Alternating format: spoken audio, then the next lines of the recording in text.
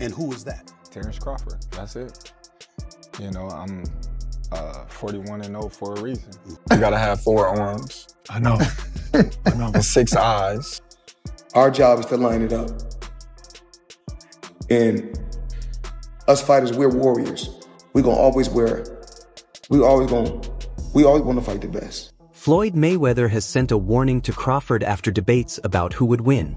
Floyd made it clear that this is a caution about going after something that may never happen.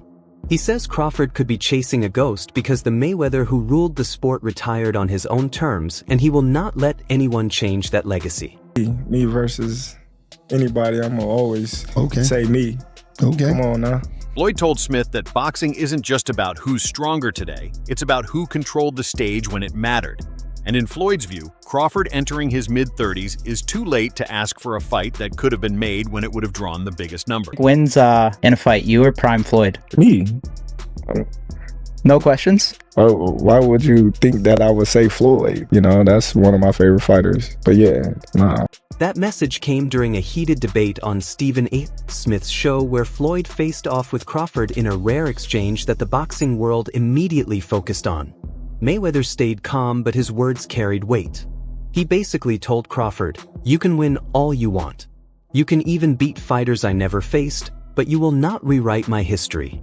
By saying this, Floyd kept the attention on his own era while also pointing out that Crawford arrived too late to share the ring with him. I want to lose. I don't want to lose because now society has shaped things to where if a fighter lose, they talk so bad about, oh, he's a bum. I knew he was overrated. Oh, y'all hyped him up, and now they got to hear it. But back in the day, they didn't have social media. You know what I mean? So all that wasn't in a... But this is not just two fighters talking past each other. Fans, fighters, and analysts are now taking sides in the debate. Even current fighters like Ryan Garcia have joined in adding more fuel to the discussion. Garcia, who never holds back his opinion, had sharp comments about Mayweather during a recent segment on Ring Magazine's Inside the Ring. When LaShawn McCoy, the former NFL running back, said nobody changed the game like Floyd Mayweather, Garcia interrupted with, "in a bad way."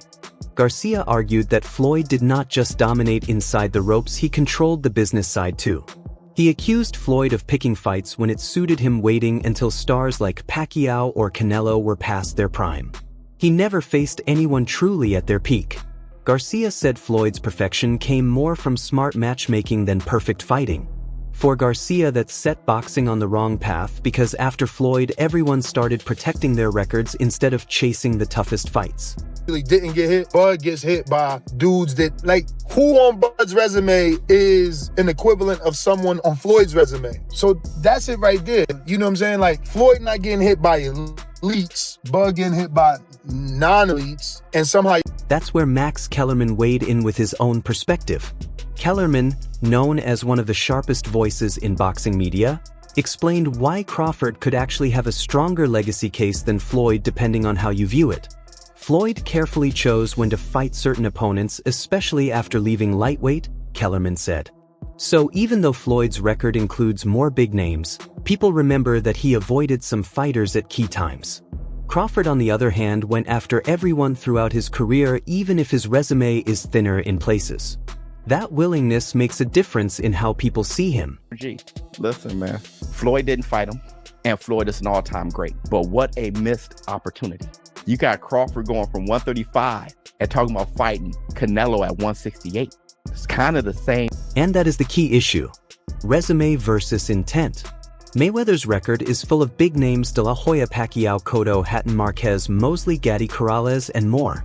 But critics like Garcia and Kellerman argue that the timing of those fights reduces their impact. Pacquiao was older and slower by 2015. Mosley was 38 after a long break. Cotto had taken heavy punishment before facing Floyd. And Canelo fought at a catchweight when he was just 23.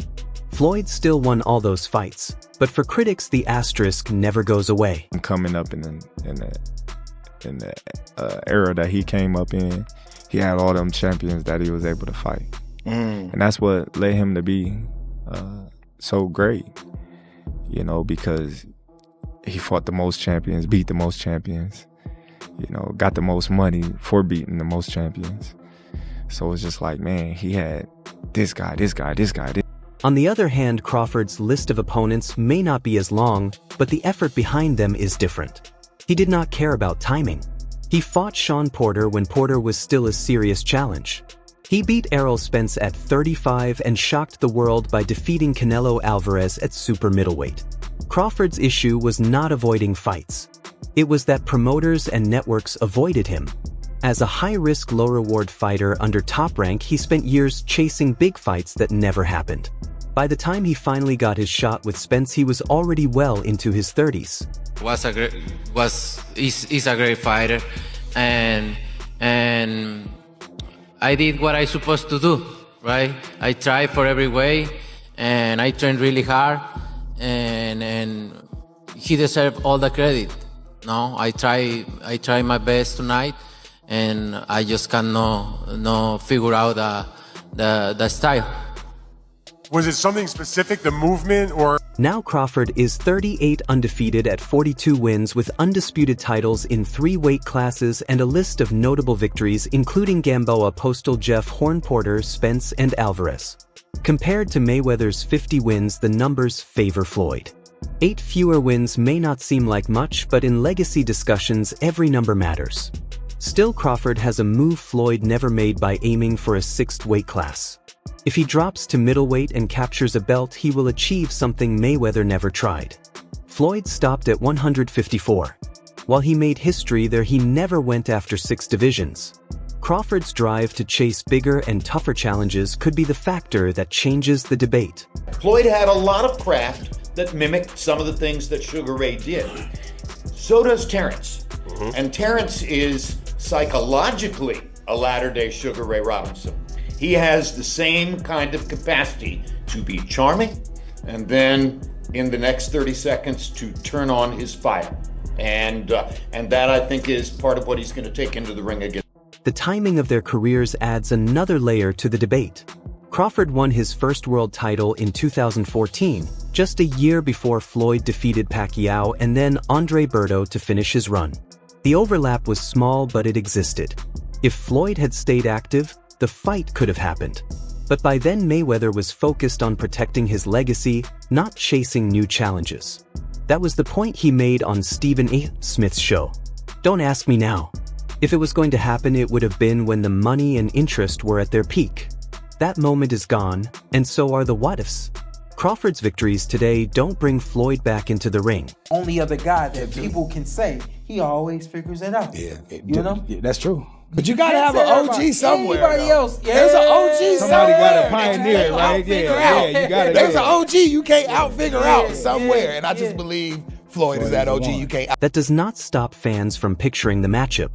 Mayweather at 147 was a defensive genius, almost impossible to hit clean, and could wear opponents down round by round. He went 12-0 at welterweight from age 28 to 38, dominating that division for a decade. Crawford at 147 was more explosive, a switch hitter with knockout power and a natural aggressive edge. He went 8-0 in 5 years, finishing most opponents decisively. He is taller, has longer reach, and is more versatile in stance and style.